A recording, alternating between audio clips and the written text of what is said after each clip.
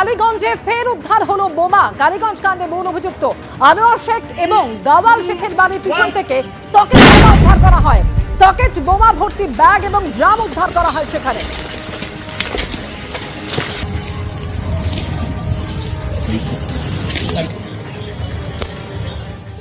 এটা 40টা বোমা উদ্ধার হয়েছে এবং সেগুলো সবই আমরা যতটা দেখেছি সেটা সকেট বোমা টাইপের ছিল।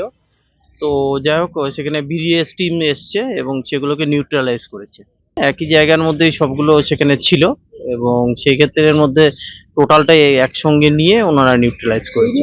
এর আগেও যখন সেখানের মধ্যে যখন উদ্ধার হয়েছিল সেই সময়ের মধ্যে পুলিশ চেকিং করেছিল এবং টোটাল থরো চেকিং করেছিল। তো হয়তো সেটার মধ্যে পরবর্তীকালের মধ্যে কেউ বা কাহারা সেটা রাখতে পারে, সেটাকে আমরা ইনভেস্টিগেশনের মধ্যে আনছি, দেখা যাক কে করে। আর এরই মধ্যে বিজেপির ফ্যাক্ট ফাইন্ডিং টিম, আপনারা জানেন যে আজকে প্রথমে লালবাজার এবং তারপর সেখান থেকে কসবা ল কলেজে যায়। অপরাধীদের কোনোভাবেই ছাড়া হবে না এমনই আশ্বাস দিয়েছেন সিপি। বিজেপির ফ্যাক্ট ফাইন্ডিং টিমকে আশ্বাস পুলিশ কমিশনারের।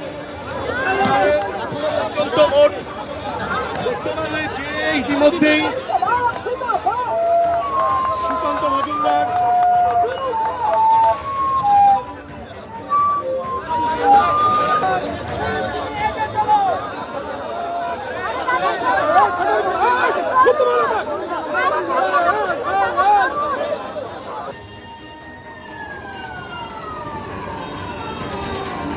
যে ছবি আপনাদের দেখাচ্ছি, প্রথমে লালবাজারে পৌঁছে যায় বিজেপির ফ্যাক্ট ফাইন্ডিং টিম এবং এই টিমে প্রাক্তন কেন্দ্রীয় মন্ত্রী মীনাক্ষী লেখি যেমন রয়েছেন বিজেপি সাংসদ বিপ্লব কুমার দেব, রয়েছেন সাংসদ মনন কুমার মিশ্র এবং এই প্রতিনিধি দল তারা রিপোর্ট দেবে বিজেপির সর্বভারতীয় সভাপতি জেপি নাড্ডাকে।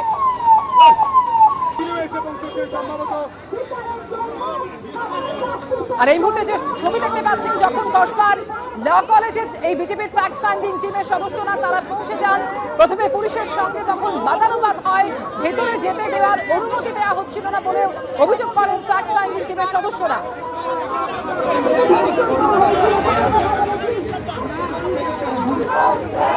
সরাসরি কথা বলবো এই মুহূর্তে হিন্দোল দে রয়েছেন আমাদের সঙ্গে। হিন্দোল, প্রথমে পুলিশের সঙ্গে কিছুটা বাদানুবাদ হয় এবং তারপর বিজেপির ফ্যাক্ট ফাইন্ডিং টিম তারা ভেতরে যান এবং ভাইস প্রিন্সিপালের সঙ্গেও তাদের কথা হয়। ঠিক কি কথা হয়েছে এবং কথা হওয়ার পর ফ্যাক্ট ফাইন্ডিং টিমের সদস্যরা তারা কি বলছেন?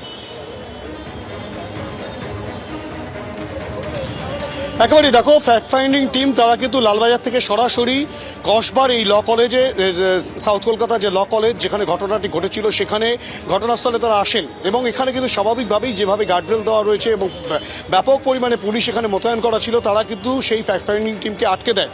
আটকে দেওয়ার পর পুলিশের সঙ্গে বেশ খানিকক্ষণ কথাবার্তার বলার পর পুলিশের তরফ থেকে 5 সদস্যকে কিন্তু এখানে অনুপ্রবেশের অনুমোদন দেওয়া হয় এবং তারা বেশ খানিকক্ষণ কথা বলেন, কলেজ কর্তৃপক্ষের সঙ্গে তারা কথা বলেন এবং তারা যেটা বলেছেন যে তাদের অনেক বিষয় নিয়ে আলোচনা হয়েছে, সমস্ত বিষয়টা তারা কিন্তু জানাবেন জেপি নাড্ডার কাছে।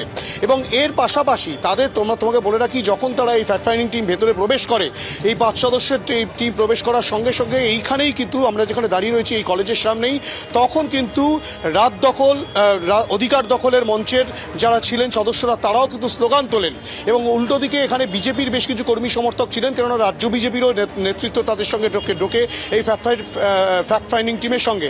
তখন কিন্তু এই রাত দখল অধিকার দখল মঞ্চের যারা ছিলেন তারা স্লোগান তোলেন, পাল্টা স্লোগান বিজেপির তরফ থেকে তোলা হয় এবং একটা সময় দেখা যায় যে রীতিমতো রণক্ষেত্রের চেহারা নেয় দুটো গোষ্ঠীর মধ্যে মারামারিকে কেন্দ্র করে এবং পরবর্তী ক্ষেত্রে পুলিশ তা মিটিয়ে দেয়, একে অপরের বিরুদ্ধে অভিযোগ জানিয়েছে। গোটা ঘটনা কিন্তু তারা সমস্ত বিষয়টা পুলিশের থেকে জেনেছে, ডিসি এসএসটি থেকে তারা সংগ্রহ করেছেন, তেমনটাই ফ্যাক্ট ফাইন্ডিং টিমের সূত্রে বলা হচ্ছে।